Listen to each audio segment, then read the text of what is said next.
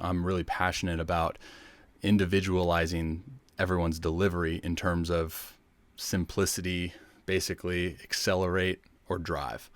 What is your body type? How much do you weigh? How big are you? How tall are you? How long are your levers?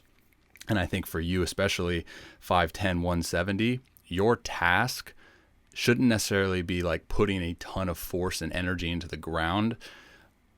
Obviously, you can do that and still throw, 88?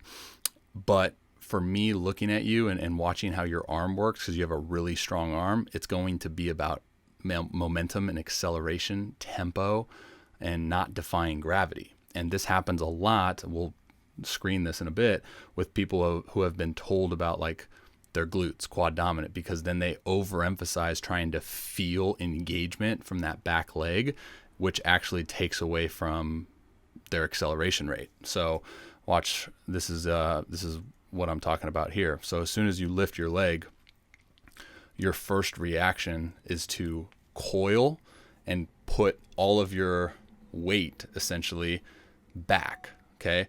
Now, remember, this isn't right or wrong. It's just about individualizing yourself in terms of what is your body best going to have to do in order to get the most out of it, right? So by you doing this, yeah, maybe we feel a little bit of glute engagement or feel energy in the back leg, but notice your acceleration rate, okay? So you don't really get going until you descend from your leg lift.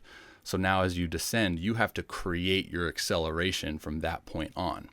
Now, this is where I also see a potential hip movement capacity restriction, meaning it's basically looking at your stride length and when your body wants to come down into front foot strike.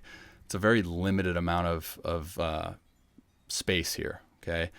And if I were to really put one piece of emphasis on being an accelerator, is we need to make sure that our hips and our mobility and our range of motion is equipped to get going, okay? So you're going to see a lot of stuff in the report, so don't think that, you're going to get confused by just listening to me talk about all this, because there's a ton of more context in the report with breakdowns and whatnot. But I'm going to program some hip movement stuff as well, because I think that, it's not just on the slope either. I saw this in your pull down, which funny enough, I think your pull down and your long toss throws are fantastic. Why? Because you create momentum and you don't defy gravity. Watch how your head pretty much stays in the center, and then notice the amount of force in your lead leg. Boom, there. You have a lot more force in that lead leg. But what I was saying was I noticed that there's a hip restriction here too, because this front foot's going to come down now. See how it gets to that point where then it just goes, nope, this is all we got. Now we go down. And I would love to see you get better range of motion here so you can then gain more ground when we start instilling more acceleration and tempo. But then, yeah, man. So when I looked at it again on the slope, when you come down to front foot strike, dude, like right there is your full front foot contact, and there's limited amount of force being put into that lead leg to brace, to block, whatever you want to call it, and then go up to the chain. Like, you have really good sequencing and you're an athletic dude, and as I mentioned, you have a really strong arm, but I think you're fighting against yourself in terms of gravity, in terms of acceleration.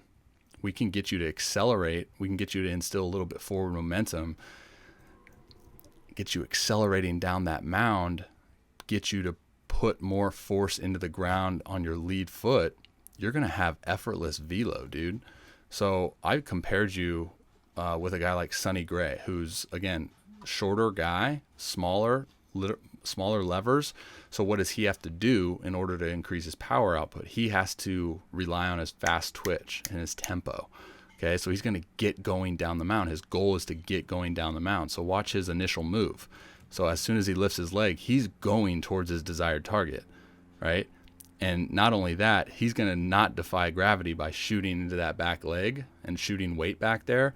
He's going to ride his head in the center, controlling center mass, and notice his hip capacity. See how much space he's covering, and now boom, he gets down a front foot strike, and look at where his posture is. He's putting a ton of force into that lead leg. He blocks it, and now look at that shoulder extension as a byproduct of all those moving parts. Okay, shoulder extension. So glove, throwing shoulder in front of the glove shoulder. Thank you so much for watching that video. Be sure to check out those videos right there that are related to the video that you just watched. Subscribe, or we are going to arm wrestle your analysis. Click that right there. You can check out the links in the description. Link that will give you direct access to my question platform, which will allow you to ask me a question that I will respond to. Enjoy the rest of your day, guys. See ya.